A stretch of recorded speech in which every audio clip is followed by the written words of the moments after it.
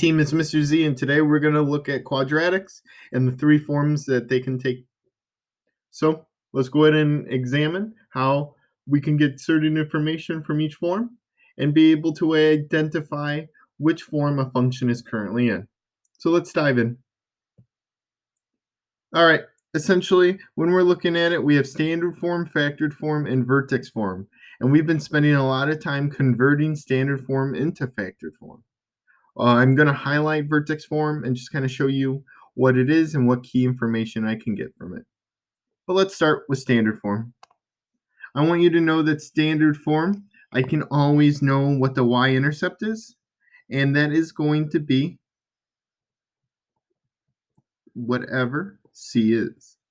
The reason being is when I plug in 0 for x, 0 times a would be 0, b times 0 would be 0, leaving the y-intercept to be only the c value. I can also determine that if a is equal to a positive, it is going to be concave up with a vertex that is a minimum. And if a is negative, I know that it is going to be concave down, and it is going to have a maximum vertex. For factored form, these are going to be the solutions, what's known as the root of an equation.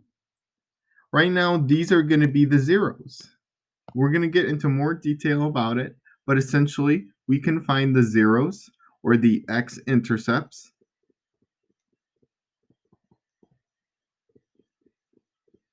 And they're going to be r1, 0, r2, 0. We'll explore this further. In addition, I can still know the concavity immediately. I know that if it's positive, it is going to be a quadratic going up, again with a minimum vertex. And if I know that it is a negative a value, it is going to be concave down with a maximum. Final form, vertex form. This is a little helpful because I can actually know the coordinates of my vertex without doing any work. I know that it's going to just be HK. That is going to be the center. The determinant of that vertex is either a maximum or a minimum. If it is a minimum, that means that the a value is negative, and it will be a maximum vertex if that a value is positive.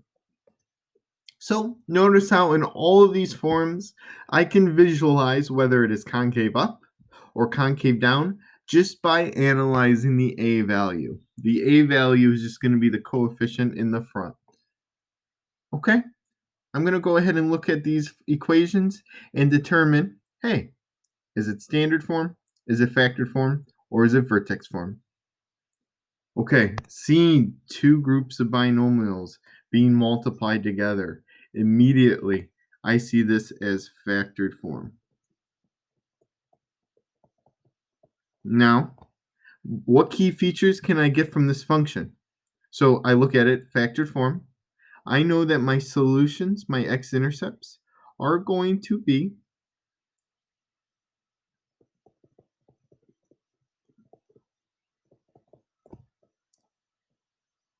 1, 0, and -3, 0. Hold on, you might be wondering what happened, and I'm going to go ahead and show you. Notice the x-intercept.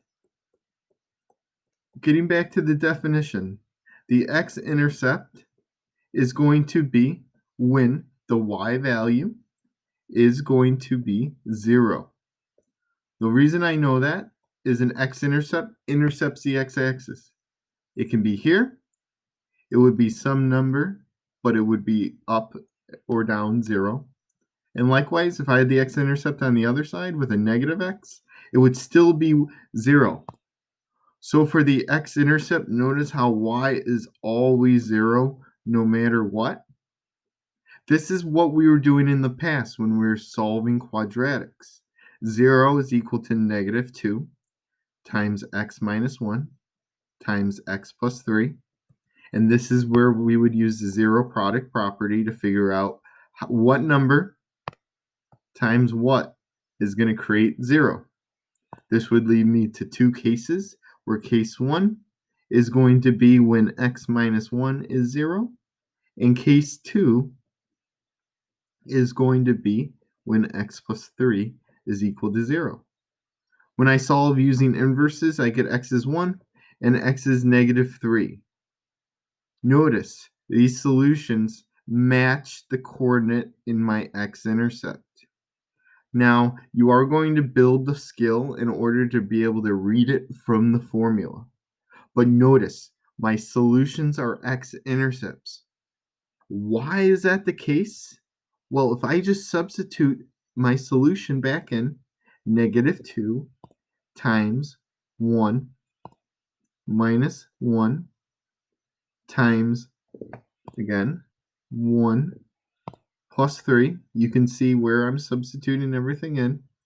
Negative 2 times 0 times 4, and then the product is going to be 0, aka my y value, the function, is equal to it. When x is 0, the output is 0, aka making this a solution. If I look at case 2, where I plug in f of negative 3 in, I have the same idea. It's going to look a little differently. Negative 3 minus 1, and then I multiply it by negative 3 plus 3. I go ahead and simplify this, and I get negative 4 times 0. And notice what happens when f is negative 3. I notice that it is 0.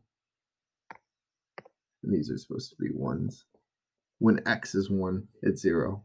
When x is negative 3, it's 0. So this is me going on a little bit of a tangent, but I want you to see the x-intercept is when y is 0. The reason when solving these quadratics that we set it be equal to 0 is to take advantage of this fact. Our solutions are going to be the x-intercepts. Notice how there's two x-intercepts? That's because the degree of this quadratic is 2. Now you can read this formula. When you're looking at factored form, you notice how there's a minus sign in front of it.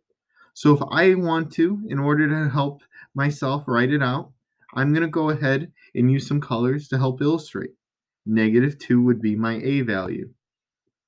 X minus, notice how I wrote it in black, 1. Notice how my first solution is just a 1. But this is where it requires a specific view. It has to be in the form of subtraction, but I need it to be an x plus 3. So in order for it to logically make sense, I need to include a negative 3. I'm going to rewrite x plus 3 as x minus minus 3 in order to see and analyze it in function form. Notice, in factored form, it's x minus root 1, x minus root 2. So you're going to build this muscle as we go by, but I just wanted to point it out that in factored form, we can find the x-intercepts, and we know that it is going to be concave down with a maximum because a is negative 2. Okay, that was a lot. B. Immediately I'm looking at it. I see a number in front. I see a parentheses where x is being squared and negative 1. This is going to be vertex form. Now, this vertex form, again, it's very similar with the x minus h. Notice how it's x plus 4? If I simply rewrite g of x to look like 1/2, and I'm going to use the same trick I did, x minus minus 4. And then notice how it switches to plus 1. So I'm going to use plus a negative 1 to highlight my vertex is going to be, well, what is A? A is positive, so it is going to be concave up. It is going to have a minimum. So I know that the vertex is going to be a minimum, and it is going to be at the point -4, -1. I did have to adjust the way I looked at this formula, but the reason why vertex form is called vertex form is that I'm going to be able to pull out the vertex coordinate easily without doing too much math. Number 3 is going to be standard form, and I go ahead and check. It is a degree 2. It's going to have 2 answers, aka it's going to have 2 x-intercepts. But right now, when it is in standard form, what can I get easily from this guy? And it's 2 things. I know that it is going to have a y-intercept of 0, -5. And then I also know that because A is 3, it's positive 3. It is going to be concave up. It is going to have a vertex that is a minimum. And that is what I can pull from it. So notice how all of these, there are advantages to being in vertex form, factored form, and standard form. They're interchangeable. I can get different information from each, but it's all about knowing what I can get from the form. So let's continue to practice this next time.